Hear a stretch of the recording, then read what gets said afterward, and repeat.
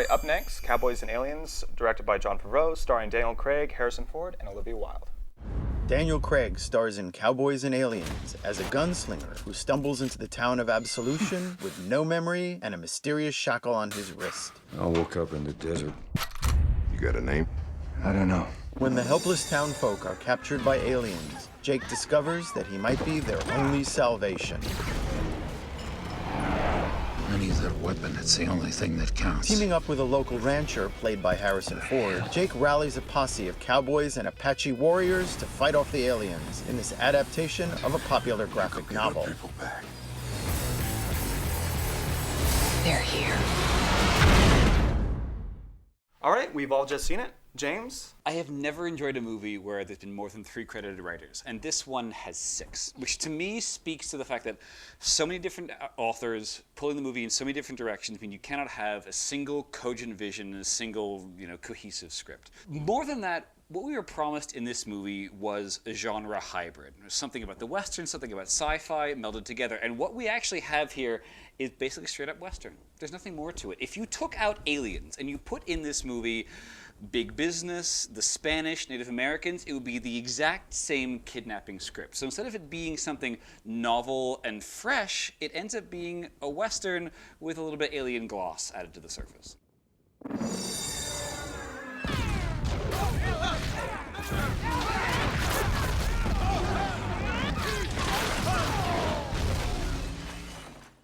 I sort of have some troubles with how they reveal information in this movie. Like, there's sort of like 2 methods to revealing plot and character. There's, the kind of like M. Night Shyamalan approach, which is, surprise everybody with information later.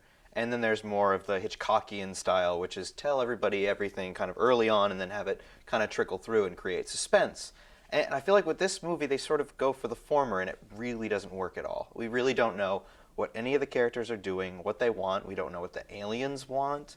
It's just, it's really hard to sort of ground yourselves in the characters, and we don't really find things out until halfway through the movie, and by that point, we don't really care what they're doing. And the way the script starts, it just starts off in the wrong place. A Justin alum, Chuck McLean, once said on this very show, in fact, that one of the lamest things a screenwriter can do is have the main character wake up in the middle of nowhere, confused and out of their memory. Right? So this, to me, speaks that even though the concept is really, really novel, there's no originality here. They take the look of these genres, but they don't take the thematics of the genres. The reason that these films become generic to begin with is because there are certain themes, there are certain kinds of issues or stories that are being worked out with this kind of formula, and they just kind of evacuate the story of all of that. So consequently, we're left with the look of a Western where some aliens happen to show up, but we don't get what the Western was really about. We don't get kind of Western expansionism. Right. And the best Westerns have always been some sort of allegory, some sort of metaphor. I mean, in this case, it's supposed to be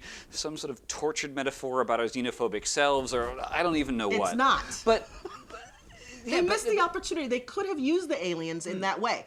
I mean, if we're talking about Westerns, Western expansion and the frontier, manifest destiny, and moral ambiguity, okay, fine. Why can't the aliens be operating under the same principles? instead you get a half-assed plot about gold? Gold. Yeah, they want gold.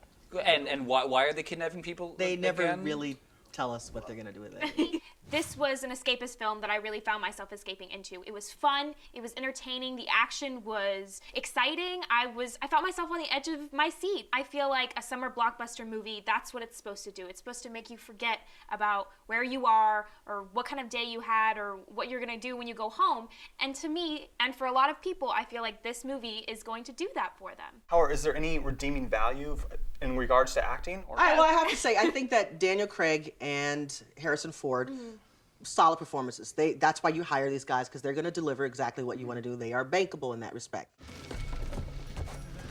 You're going with us.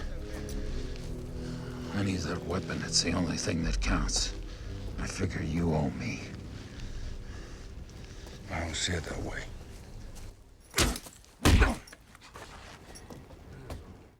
Unfortunately, I think because of the writing and because of the story, you don't really have a lot of attachment to these characters. And it's really, for me, the secondary characters that are actually carry the emotional pulse of this film. These are the characters that you really, you really kind of care about and you want to know more about them. And I believe that those characters could have been used as points of provocation to really give us something deeper, to give us some meaning behind the story. I don't know, is that asking for too much? But I am willing to give Jon Favreau a little bit of credit. I think this was very ambitious on his part and all of, everybody involved in the process. Let's take it to a vote then. The vision of the movie just feels confused, and for that reason I say skip it. I was hooked. I was wondering what's going to happen next, and I really did forget where I was for, the couple hours that I was there. So for that, I say see it. I cannot, in good faith, tell people that they need to go to the theater to see this, so I'm going to say skip it. The most baffling part of this movie to me is how such a joyful concept is executed with so little mirth and so little happiness to it. It has to be a skip it. Whew. Well, it's final. One ticket, which is a stream it for Cowboys and Aliens. Cheers. All right. Like everybody's giving me the evil eye. You guys are gonna follow me